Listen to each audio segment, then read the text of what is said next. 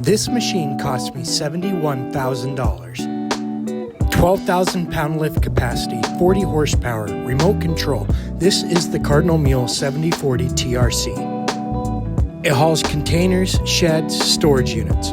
Tracks grip like a tank, precision with a remote, total game changer. Loaded with LED lights, hydraulic controls, iTrax tech, and the power to handle 20,000 pound containers. I used to run a 5,000 pound lift wheeled mule. This one, no comparison at all. If you're serious about delivery, this is the rig. Do you want the full breakdown, pricing, and model comparison? Watch the full review on my channel. Links in the description.